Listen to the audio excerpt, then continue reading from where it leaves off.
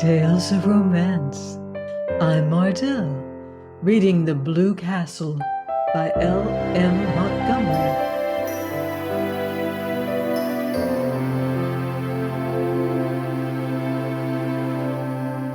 Chapter 5. Of course, she must buy the tea in Uncle Benjamin's grocery store. To buy it anywhere else was unthinkable. Yet Valancy hated to go to Uncle Benjamin's store on her 29th birthday. There was no hope that he would not remember it. "Why," demanded Uncle Benjamin leeringly as he tied up her tea, "are young ladies like bad grammarians?" Valancy, with Uncle Benjamin's will in the background of her mind, said meekly, "I don't know. Why?"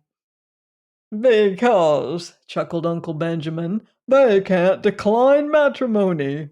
The two clerks, Joe Hammond and Claude Bertram, chuckled also, and Valancy disliked them a little more than ever. On the first day Claude Bertram had seen her in the store, she had heard him whisper to Joe, "Who's that?" And Joe had said, "Valancy Sterling, one of the Deerwood old maids." "Curable or incurable?" Claude had asked with a snicker, evidently thinking the question very clever. Valancy smarted anew with the sting of that old recollection. 29, Uncle Benjamin was saying. "Dear me, Doss, you're dangerously near the second corner and not even thinking of getting married yet. 29! It seems impossible."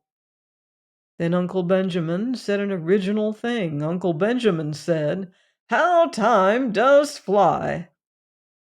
"I think it crawls," said Valancy passionately. Passion was so alien to Uncle Benjamin's conception of Valancy that he didn't know what to make of her. To cover his confusion, he asked another conundrum as he tied up her beans. Cousin Stickles had remembered at the last moment they must have beans. Beans were cheap and filling.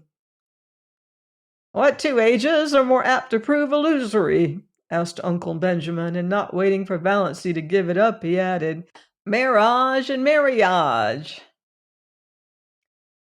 M-I-R-A-G-E is pronounced mirage, said Valancy shortly, picking up her tea and her beans. For the moment she did not care whether Uncle Benjamin cut her out of his will or not. She walked out of the store while Uncle Benjamin stared after her with his mouth open. Then he shook his head.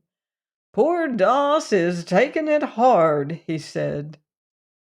Valancy was sorry by the time she had reached the next crossing. Oh, why had she lost her patience like that? Uncle Benjamin would be annoyed and would likely tell her mother that Doss had been impertinent. "To me!" And her mother would lecture her for a week. "I've held my tongue for 20 years, thought Valancy. Why couldn't I have held it once more? Yes, it was just 20. Valancy reflected, since she had been twitted with her loverless condition. She remembered the bitter moment perfectly.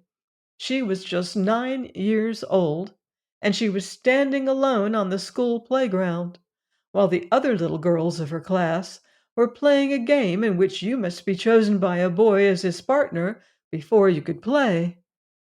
Nobody had chosen Valancy. Little pale black-haired Valancy, with her prim long-sleeved apron and odd slanted eyes. "Oh," said a pretty little girl to her, "I'm so sorry for you. You haven't got a beau." Valancy had said defiantly, as she continued to say for 20 years, "I don't want a beau." But this afternoon Valancy once and for all stopped saying that. "I'm going to be honest with myself anyhow," she thought savagely. "Uncle Benjamin's riddles hurt me because they're true. I do want to be married. I want a house of my own. I want a husband of my own. I want sweet, little, fat babies of my own." Valancy stopped suddenly, aghast at her own recklessness.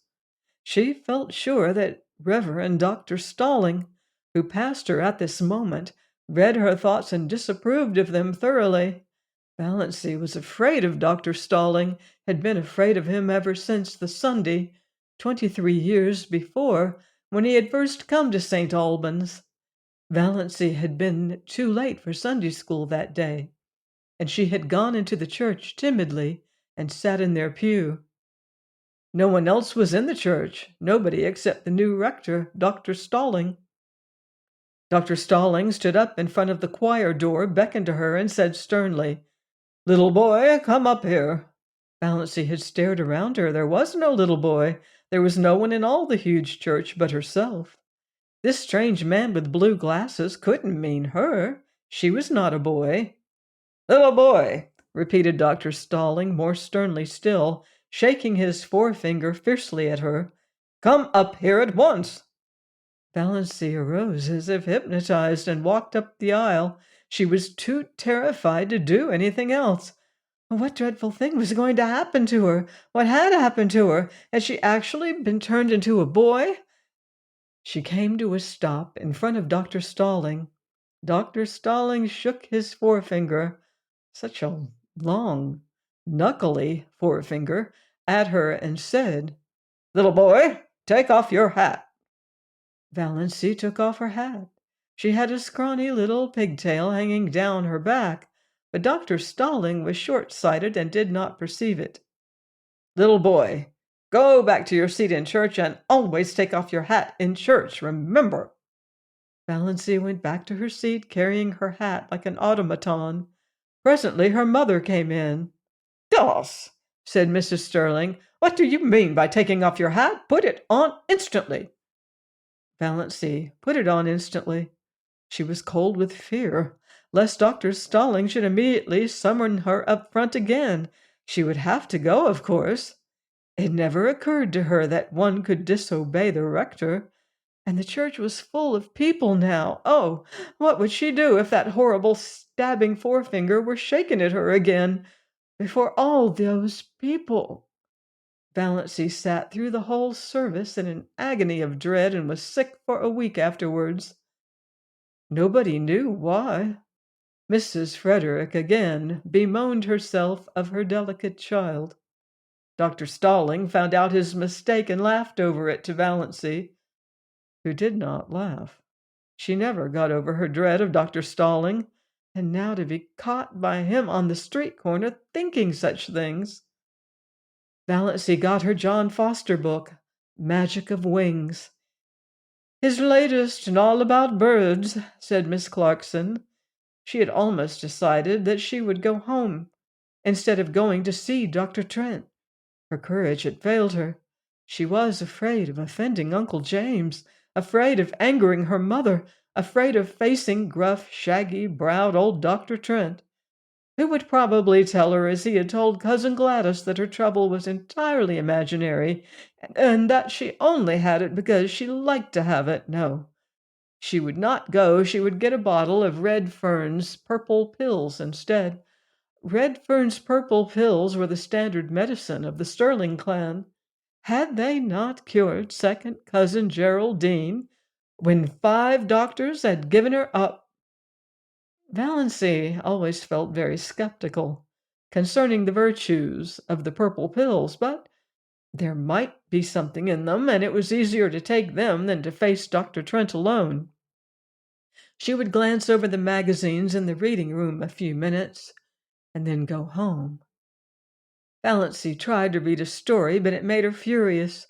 On every page was a picture of the heroine surrounded by adoring men. And here was she, Valancy Sterling, who could not get a solitary beau. Valancy slammed the magazine shut. She opened Magic of Wings. Her eyes fell upon the paragraph that changed her life. "Fear's the original sin," wrote John Foster. "Almost all the evil in the world has origin in the fact that someone is afraid of something. It is a cold, slimy serpent coiling about you. It is horrible to live with fear, and it is, of all things, degrading." Valancy shut Magic of Wings and stood up. she would go and see Dr. Trent. Join me next time for another romantic chapter of The Blue Castle by L.M. Montgomery here on Love's Tender Flame. Until then, love deeply and live beautifully.